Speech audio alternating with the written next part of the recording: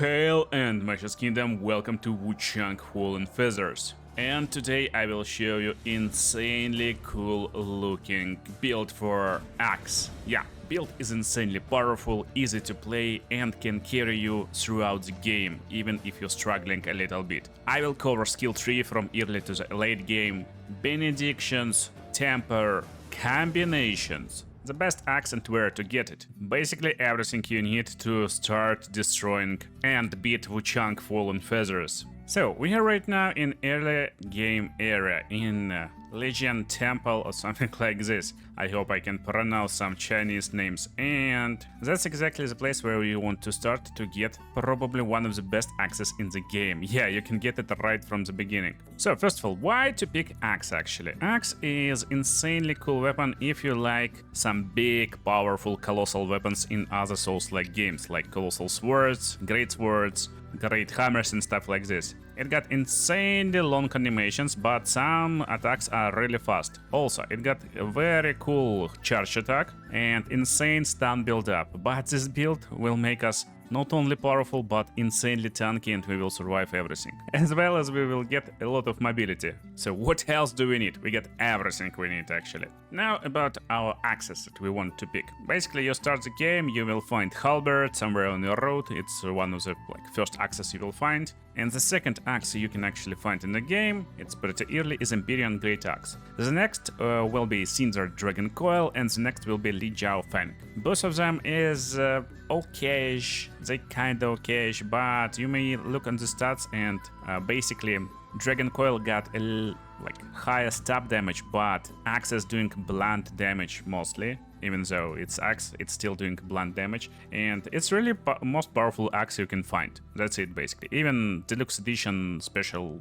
Vermilion War Club is a lot worse. And coolest part about this axe is actually its special attack. So if you don't know, all weapons will have one attack binded to them, and second one you can pick from your discipline skills. And now where to get this axe? If you already have this axe, you can skip to the next timestamp in the video, but if you start in the Legion Temple, basically that's the shrine, right 180 degrees from this, there will be exit, and we're going to the right side. There's basically no other place where you can go, just follow the road. You will see this crossroads. So to the right side there will be a cave and little bamboo guys. You already meet one bamboo guy, there will be a second bamboo guy near the cave, and inside the cave there will be a stranger, he will give you one more bamboo. You need all three of them to buy spell from Panda, he is also in the cave. Divine Word, more on that later in magic section. But if you don't know how to get it, you can search guides or you can watch best start in Wuchang Fallen Feathers. Later I will link in the description. At this crossroad just climb up.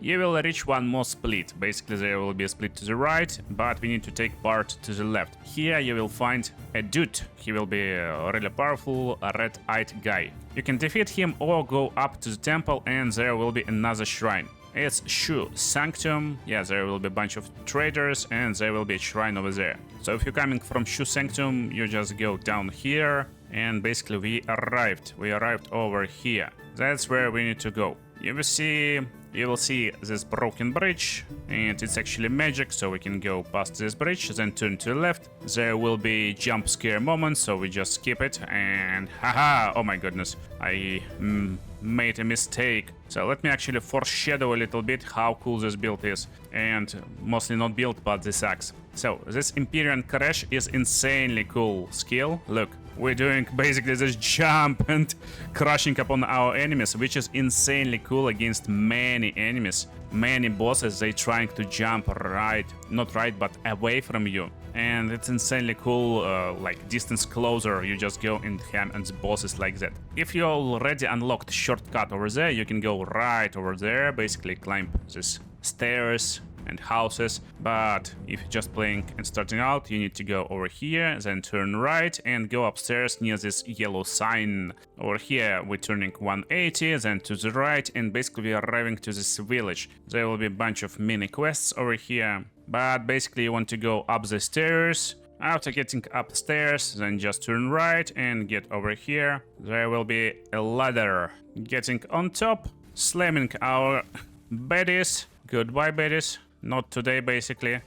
And if you're here only for the first time, just take this ladder, climb down and unlock this shortcut. There will be a big enemy bird, and you can actually ignore him or you can try to defeat him. But main idea is to actually take the stairs. It will be to the right of the bird guy, to the left of the shortcut. Basically these stairs, we taking them up, then going inside the house to the right side and taking one more stairs. After getting up the stairs, we want to turn right and go over here basically. So there will be one more enemy, there will be a little clash, you can try to avoid him if you don't want to fight, and Imperial Axe will be right over here basically. Just like exactly in this place on a roof above big flame bird. Let's jump down and teleport back to the shrine.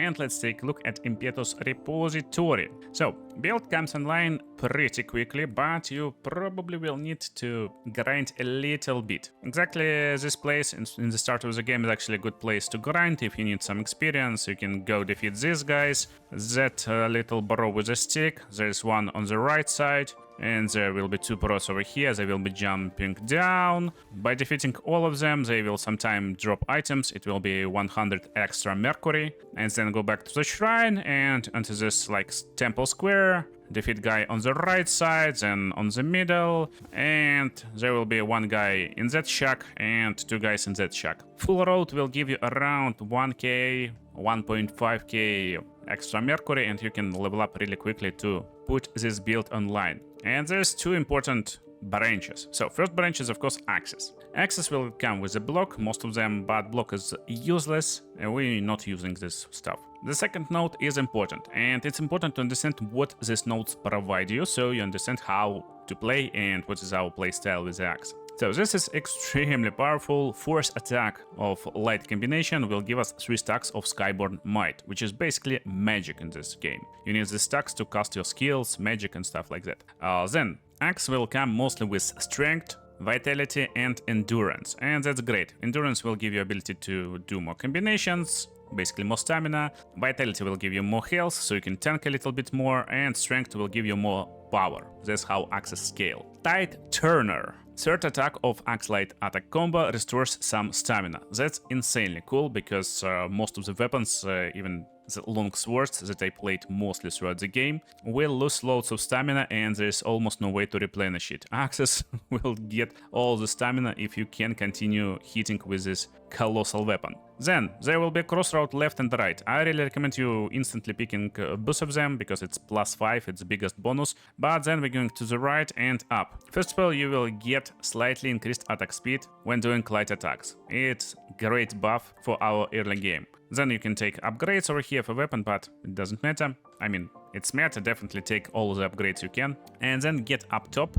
and instantly you want to actually focus down and get this node over here. Chop and Weave. Third attack of Axe Light combination will gain Clash. Clash is insanely powerful, so whenever you're doing third attack and enemy swings at you at the same time, you actually clash your weapons and you will negotiate almost all the damage. So you will take almost no damage when you're doing this third attack. And this part is actually taken mostly to clear down trash mobs, to have like better time in early game. But after you reach Chop and Weave, instantly go back and take left side to quickly strike with charge attack. That's insanely good to break enemy stance, to like stun them from behind and stuff like that. Then we continue up the road, taking some passives, and then we get an axe and hook. Charge heavy attack will gain clash, and that's insanely overpowered. That's actually what gave me basically ability to completely destroy most of the bosses. Whenever we're doing this charge attack, we're clashing with every hit, and this means when boss is trying to hit you with weapons, and 90% of the bosses until like super late game will do mostly like basic attacks with weapons, so we'll clash with them most of the time, and that's actually the coolest part and what makes this build so good. Because normally when you're playing against bosses, you need to first of all avoid all these magic attacks, dash, just avoid everything, and then they're starting to hit with their sticks, with their blades, and you need to avoid them also, and then you get like small window of opportunity where you can land your hits. With axe you actually charge your attack and start clashing with enemies, and you will take no damage from these clashes. Most of the time with charge attack you will actually stun enemies, and basic combination will go like this. You start with charge attack, do this combination, and then continue with light attacks, because it kinda melts together, and normally you need third attack to replenish stamina. You saw it? Let me do it once again, just take a closer look at stamina. We recharge it on third attack. But when you do charge attack instead and continue with light attacks after this one, you recharge it on second attack. Basically, it kinda melts combo together, and that's our full combination. It's really important to know full combination. We can actually take a few points over here and get Whirlwind. And Whirlwind is my secondary skill that I use on my weapon. Basically, we got Gap Closer, Empyrean Crash, but with Whirlwind we also got Crowd Control. If you're fighting multiple enemies and we are surrounded, we can jump on them and start whirlwinding like that, and it's really crazy, insanely fun, and basically awesome. But after you learn this variant 1 and variant 2 for Whirlwind, you actually will be able to stay in Whirlwind mode more consistently, so it will be harder to interrupt and you will actually stand still against the bosses doing this skill. Whirlwind doing insane amount of stun build up, and also while above 90% madness, it will poise break even more. So basically, if you're going for full madness or you tank a lot to boss, you will build up madness anyway.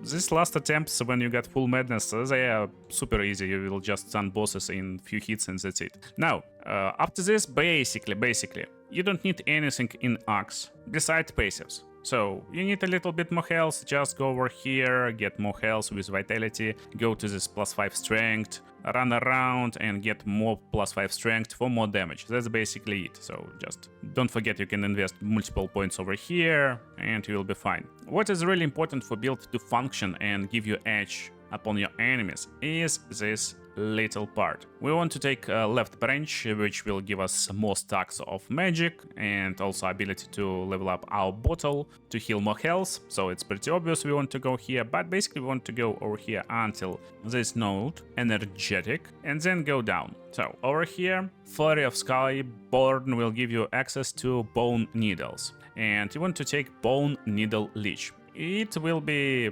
insanely overpowered against the bosses. Basically, you will have ability to leech your health. Now, to make this stuff work, you actually need a little bit of tempering. You probably have one already.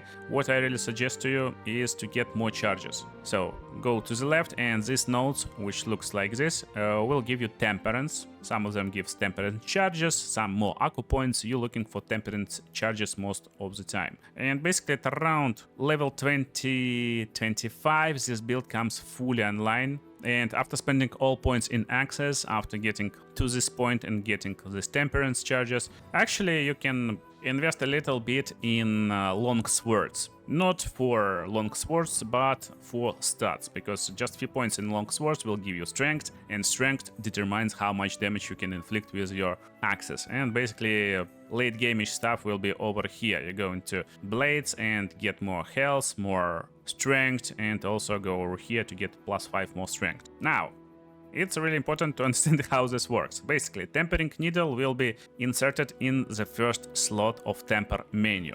Bone Needle Leech. That's the one. Then other slots basically doesn't matter. Early game it will be just strength. You don't need other slots. Later you may unlock this one. It's temper, and it increases damage you gain from tempering. Then you need to have this on your hotbar, and you can use it. You can use it from menu, but hotbar is just more efficient, of course. And it will look like this. You can do it right before the boss fight, try to find openings and use it in the boss fight. You will touch your weapon and make it bloody. Now, look at my health and look what happens when I hit with my attack. This is 2 guys, I'm using my charge attack and my health is almost full. Of course, when you land all the attacks, you basically replenish all the health. This will stay for 1 minute or so, and basically you can go face tank and shoot boss with this stuff. Always do charge attack, follow with light attacks, and that's pretty crazy. Replenish stamina and then continue. Okay, now, how we can tank even more?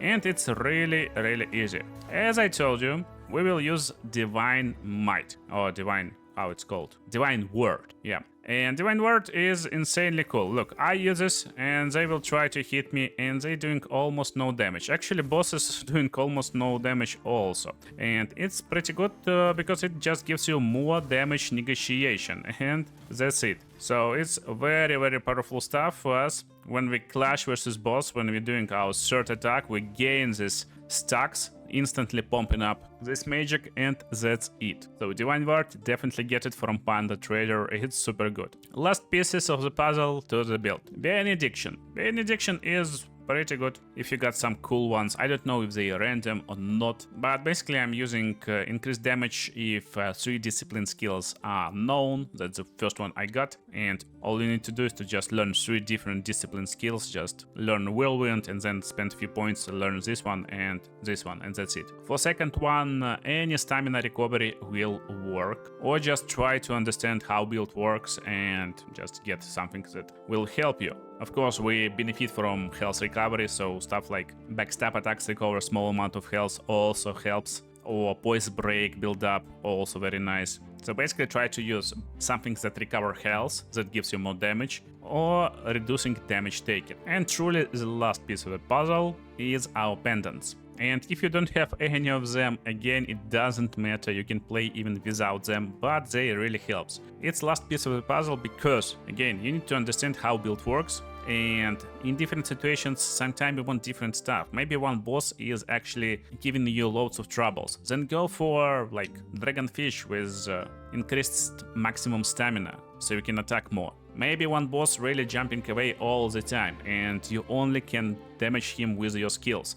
Go for Coiled Dragon, which increases power of weapon skills. What I would avoid is increasing damage with the price of increased damage taken. I would not go for damage taken in this game, just tank and push enemies. In later stages of the game, Lifesteal Pendant, you can buy it from Trader, is really good. Recover health upon defeating enemies, just helps to go through long areas. The first pendant you find in the game is Gourd Pendant, and it reduces damage taken while below a certain HP threshold. It's just good. I used it almost throughout all the game, so it's really one which is nice. Again, we want to tank a little bit.